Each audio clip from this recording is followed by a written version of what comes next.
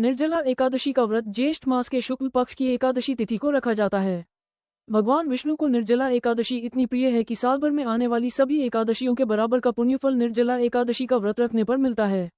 जो भी भक्त पूरे विधि विधान के साथ निर्जला एकादशी का व्रत रखते हैं और निर्जला एकादशी व्रत कथा का पाठ करते हैं, उन्हें बैकुंठ लोक में जगह मिलती है। युधिष्ठिर ने कहा, हे जनार्दन, आपने अपरा एकादशी का महात्म्य सुनाया, अब कृपया ज्येष्ठ शुक्ल पक्ष की एकादशी का वर्णन करें। भगवान श्री कृष्ण बोले, हे राजन, इसका वर्णन सत्यवती पुत्र वेदव्यास जी करेंगे, क्योंकि वे सभी शास्त्रों के ज्ञाता और वेदों में पारंगत हैं। तब वेदव्यास जी ने कहा, दोनों पक्षों की एकादशी को भोजन नहीं करना चाहिए। द्वादशी के दिन स्नान आदि कर भगवान केशव की पूजा करके नित्य कर्मों से निवृत्त होकर पहले ब्राह्मणों को भोजन कराएं, फिर स्वयं भोजन करें। जन्नाशौच और मरनाशौच में भी एकादशी को भोजन नहीं करना चाहिए। पितामह, मेरी बात ध्यान से सुनिए। राजा युधिष्ठिर, माता कुंती, द्रौपदी, अर्जुन, नकुल और सहदेव ये सभी एकादशी को उपवास करते हैं और मुझसे भी कहते हैं।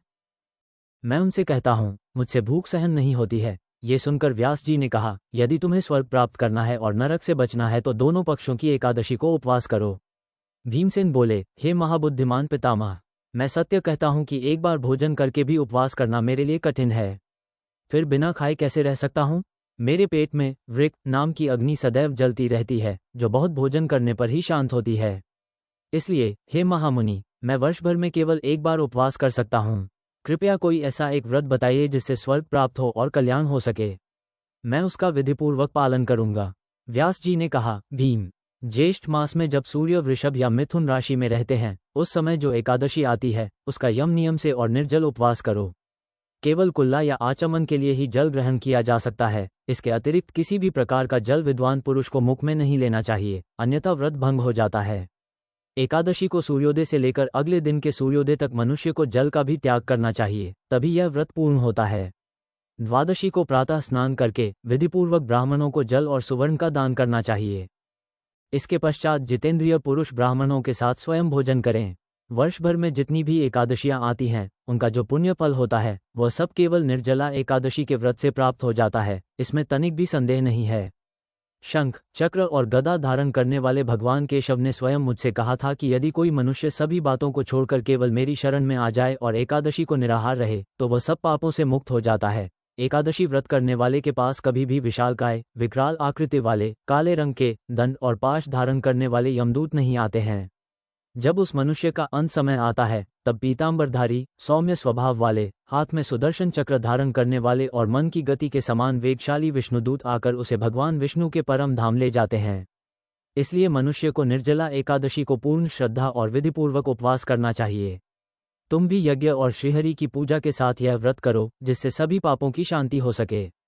चाहे स्त्री हो या पुरुष, यदि उसने मेरू पर्वत के बराबर भी महान पाप किया हो तो भी वह एकादशी के प्रभाव से भस्म हो जाता है। जो मनुष्य उस दिन जल के नियम का पालन करता है वह पुण्य का भागी होता है। उसे एक एक पहर में करोड़ों स्वर्ण मुद्राएं दान करने के बराबर फल प्राप्त होता है। निर्जला एकादशी के दिन जो भी स्नान, दान, जप, होम आदि किया जाता है वह सब अक्षय फल देता है। ये स्वयं भगवान श्री कृष्ण का वचन है। इस व्रत को विधिपूर्वक करने से मनुष्य वैष्णव पद को प्राप्त करता है। जो मनुष्य एकादशी के दिन अन्न खाता है वह पाप खाता है। वो इस लोक में चांडाल के समान होता है और मृत्यु के बाद उसे दुर्गति प्राप्त होती है। जो व्यक्ति ज्येष्ठ शुक्ल पक्ष की एकादशी को उपवास करके दान करता है वह परम पद को प्राप्त करता है। जो एकादशी का व्रत करते हैं वे ब्रह्म हत्या, शराब पीना, चोरी करना और गुरु का अपमान करने जैसे महापापों से भी मुक्त हो जाते हैं। हे कुंती पुत्र, निर्जला एकादशी के दिन श्रद्धालु स्त्री पुरुषों के लिए जो विशेष दान और कर्तव्य बताए गए हैं उन्हें सुनो। उस दिन जल में शयन करने वाले भगवान विष्णु की पूजा करनी चाहिए और जलमयी धेनुका का दान करना चाहिए। अगर संभव हो तो वास्तविक गाय या घृतमयी धेनु का दान करना उचित होता है। साथ ही पर्याप्त दक्षिणा और विभिन्न प्रकार के मिष्ठानों द्वारा ब्राह्मणों को श्रद्धापूर्वक संतुष्ट करना चाहिए। ऐसा करने से ब्राह्मण अवश्य प्रसन्न होते हैं और उनके प्रसन्न होने पर भगवान श्रीहरि मोक्ष प्रदान करते हैं। जो लोग शम, दम और दान में प्रवृत्त होकर श्रीहरि की पूजा करते हैं और रात्रि में जागरण के साथ यह व्रत करते हैं, वे अपनी 100 पीढ़ियों को और आने वाली 100 पीढ़ियों को भगवान वासुदेव के धाम में पहुंचा देते हैं। इस दिन अन्न, वस्त्र, गौ, जल, शैया, सुंदर आसन, कमंडलू और छाता आदि का दान करना चाहिए। जो व्यक्ति उत्तम और सुपात्र ब्राह्मण को जूता दान करता है वह सोने के विमान पर बैठकर स्वर्ग में प्रतिष्ठित होता है। जो व्यक्ति इस एकादशी की महिमा को श्रद्धा से सुनता है और जो श्रद्धापूर्वक इसका वर्णन करता है, वे दोनों स्वर्गलोक को प्राप्त करते हैं। चतुर्दशी युक्त अमावस्या के सूर्य ग्रहण में जो फल श्राद्ध से प्राप्त होता है, वही इस एकादशी के श्रवण से प्राप्त होता है।